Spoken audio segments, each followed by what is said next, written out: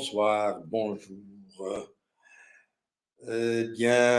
Comme le dit la chanson, abat le pouvoir des militaires, abat le pouvoir des services de renseignement, parce que ce pouvoir abrutit même ceux qui se disent intelligents. Et oui, lorsqu'on bénéficie d'un terrain de 470 mètres carrés chez les généraux, sur un terrain de généraux, réservé aux généraux à El Biais, sur les hauteurs d'Alger, et on construit une villa avec 10 toilettes, qu'on loue et on perçoit le loyer en devise en France, c'est vraiment de l'abrutissement. Il faut être vraiment un abruti pour faire ça.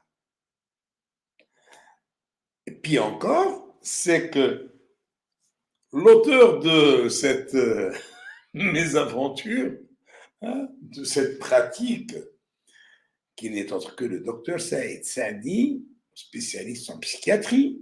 Je ne sais pas s'il a terminé ou pas, mais en tous les cas, il se dit spécialiste en psychiatrie, accordons-lui cela, s'est permis de me diffamer sur la chaîne Berbère TV il y a quelque temps. J'ai usé de mon droit de réponse après un mois d'attente et après intervention d'une avocate, etc. Et Berbère TV s'est rendu complice de manière très vraiment basse en diffusant mon interview sur la chaîne, mais pas sur YouTube, comme ils l'ont fait pour Saadi.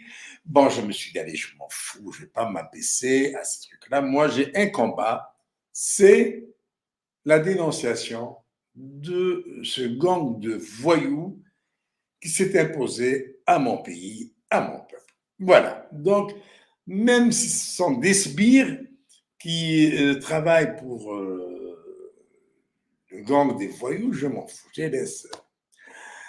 J'avais, à l'époque, déposé plainte pour diffamation contre Saïd Saadi. Mais il y a une entourloupette, l'avocate a mal tourné. Bon, je ne vais pas m'étaler sur ça. Je me suis dit, allez, je vais laisser tomber, je m'en fous. C'est pas ça le problème d'Algérie. Après tout, ce Saïd Saadi, il s'est sucré. Il a fait le boulot que lui demandait la pègre du pouvoir d'Alger. Bon, il vit en France, à Marseille, en laisse tomber. Mais ce monsieur, comble du paradoxe, c'est lui qui va déposer plainte pour diffamation. Pourquoi diffamation? Parce que moi, quand je lui ai répondu sur YouTube, je l'ai dénoncé pour le terrain qu'il a obtenu, le terrain qu'il a obtenu sur un terrain militaire à El Biais, et en construisant une villa à 10 toilettes, avec piscine au premier étage, et qu'il loue à l'étranger. Le bonhomme, il loue un ambassadeur. Et le bonhomme s'est permis d'acheter des biens immobiliers à Issy-les-Moulineaux, tout ça avec papier, avec documents. Moi, je ne tchatche pas. Je ne fais pas dans la tchatche, comme le fait Saïd Saadi. Non, moi, paf, avec documents. Et quand j'ai parlé de ce qu'il a fait contre le RCD, je me suis appuyé sur les déclarations de Moukhranit Larbi, de Nordin Hamouda, de Farhat Mahni, de ses anciens compagnons. Voilà. Donc, tout était clair, tout était propre, clean, il n'y a pas à dire. Alors, le bonhomme, il va déposer plainte pour diffamation. C'est pas possible. Bon, je n'ai pas cru jusqu'au jour où le juge d'instruction du tribunal de grande instance de Marseille m'écrit pour me dire, voilà, M. Saadi a déposé plainte, voilà pour tel truc. Et, étonnant que cela puisse paraître, il me cite comme quoi Saadi lui a fourni les documents que j'ai fournis moi-même. C'est-à-dire, quand je dis, voilà, il a construit une villa avec des toilettes, que le bonhomme prétend avoir bénéficié d'un crédit bancaire pour acheter ses biens et construire en France. Or, c'est faux, parce que son fils n'ouvrait pas droit à un crédit bancaire c'est astronomique. Ah, pour construire 2 appartements ici, les Moulineaux, pas à Saint-Denis, à Saint-Saint-Denis. Non. Le bonhomme, en plus de cela, il dit que c'est sa fille, sa femme, son autre fille, en tous bénéficient d'un crédit. Non, sa femme ne travaille pas, ne peut pas bénéficier d'un crédit bancaire. Sa fille, l'une,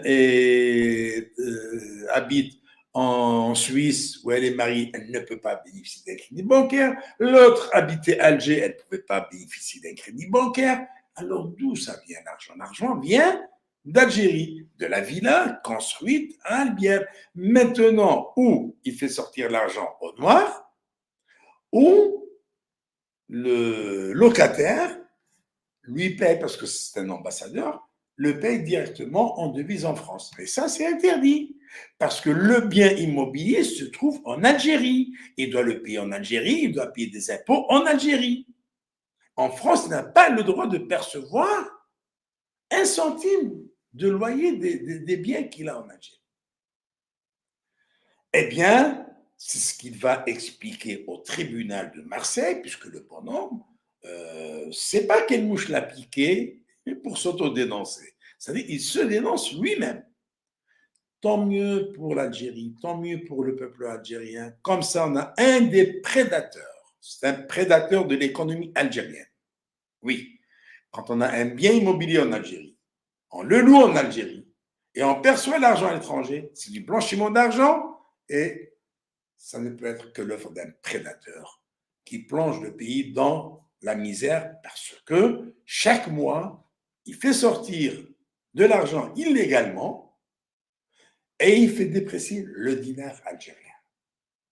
C'est pour ça qu'aujourd'hui, le smicard algérien qui touche 20 000 dinars, finalement ces 20 000 dinars ne valent pas plus que 90 €. Qu'un médecin algérien qui touche 60 000 dinars, eh bien, il ne fait même pas de 300 € par mois. Imaginez ce médecin sortir à l'étranger pour des vacances ou pour des soins ou autre. Qu'est-ce qu'il va faire sans salaire?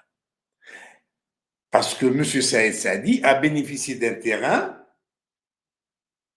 a bénéficié de l'aide de l'armée, il a construit une villa, il la loue, au lieu que ce soit en dinars, non, il la loue en devise, et au lieu que ça rentre en Algérie, non, ça part en France. Si ce n'est pas avec cet argent qu'il a construit ses biens à Issy-les-Moulineaux, c'est pas moi, les appartements de Marseille, si s'en sont bien aussi les locataires. Et puis, avec quoi il paye son loyer, avec de quoi il vit.